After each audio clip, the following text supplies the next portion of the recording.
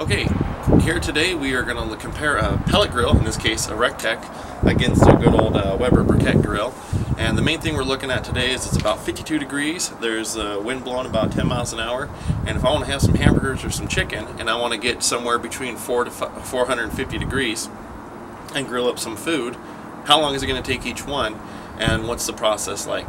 So we're not here to debate which one is better for this instance. We're just going to go through for the given situation on what I want to cook today, and we're going to see how long it takes to run this. Okay, for the Rectec, we've got a Rectec RT-340. Now inside, we are going to use the grill grates. If I was actually here to barbecue some hamburgers or chicken, I wouldn't use the pellet grill without these. So I'm going to put all these in here. The more surface there is to heat up, and obviously the more metal, it's going to add a little bit of time, but I want this to be an accurate demonstration of how long it would take to actually be ready to cook with this. Inside the pellet hopper today we have a mix of RT's Perfect Blend. This is primarily a mix of oak and hickory. I believe it's about 60% oak. Very efficient with BTUs. Over here is Pellet Head's Perfect Blend Mix. They got a mix. It's 5 different types. It's like hickory, cherry, maple. And I topped this side off recently. It seems to feed a little faster from this side. But anyways, these go down, they mix. That's what we're going to be running. Today on the Weber, we're going to be using the Weber chimney. It'll be sitting in here. What I'll do is we're going to be lighting. These are just some fire starters. I know Weber has some fire starters of their own. I'm going to put 2 fire starters in there. They'll burn for a little bit longer. When these chimneys were first brought out for advertising, you could roll up a piece of newspaper in there and light it, and these 2 pieces are going to burn a lot longer than a piece of newspaper would. Lots of different ways you could do this part of the test. You could put in as many of those as you want.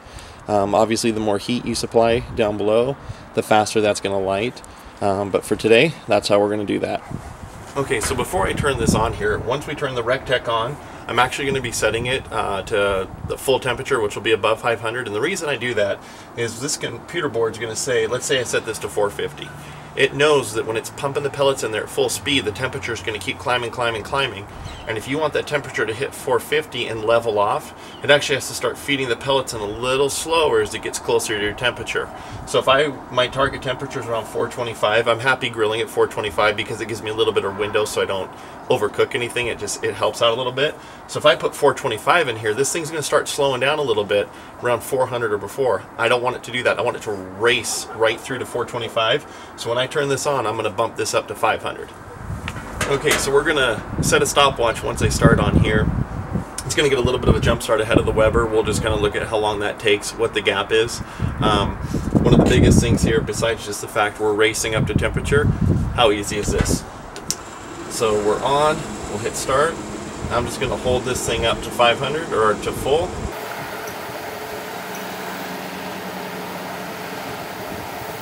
Okay, we're at full. I'm going to hit this button. Our actual temperature, we're starting at 62 degrees. Looks like it got about a 20-second head start. Alright, let's not mess around. Let's get these lit.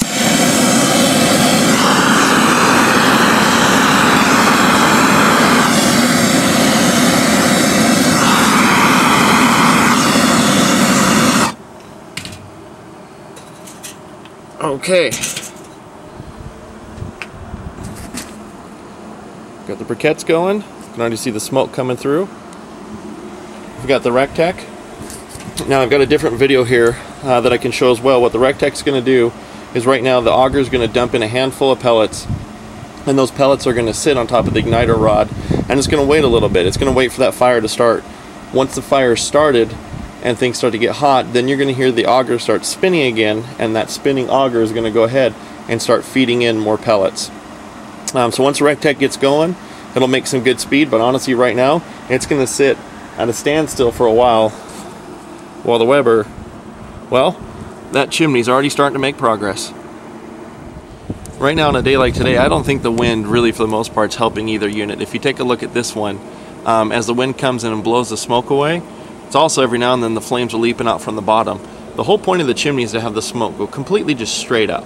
As the wind comes in here and blows everything kind of sideways a little bit, that's not helping. Over here on the Rectec now, you can see the pellets are now lit, and I don't know if the camera's going to pick it up, but you can actually hear the fire. Instead of just a fan going, there's kind of this. So now I know that the Rectec is actually lit up. And right there is the sound of the auger, so the auger is now going to go ahead and start putting more pellets in there. So we've got 2 grills going, 2 grills smoking. That's not a bad thing. All right, we're at 1430.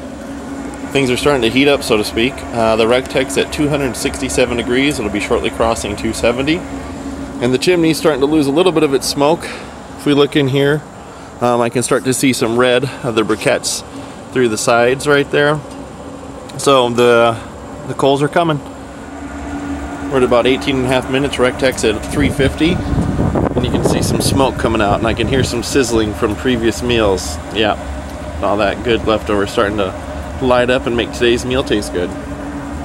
Over here, the briquette's definitely starting to come along. You can see in there.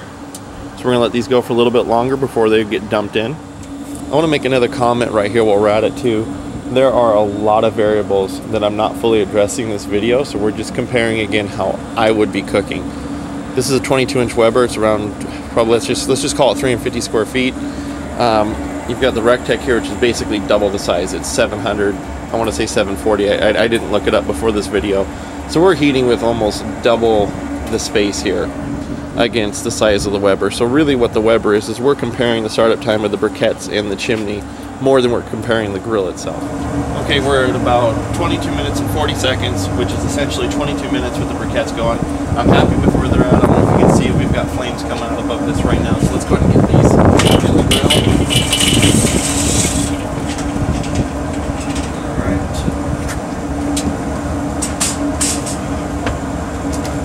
Okay, so I didn't bring my tongs out here. This is a little damp, so it'll keep me from getting burnt. Just going to lightly get these spread around.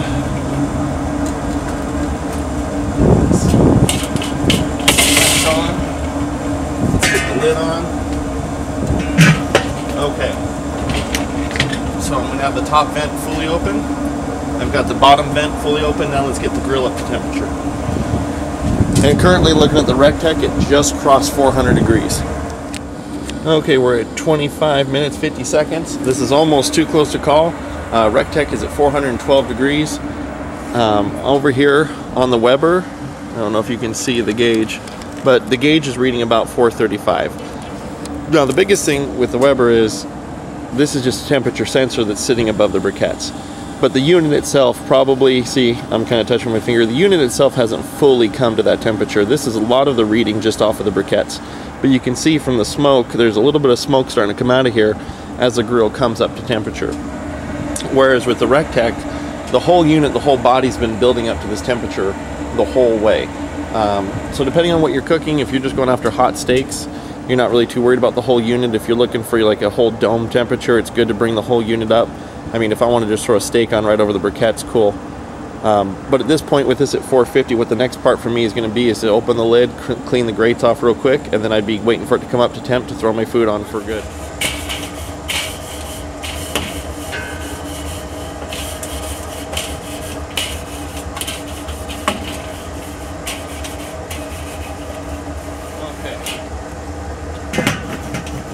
The Rectec just crossed 423. Look at that. Let's clean these off.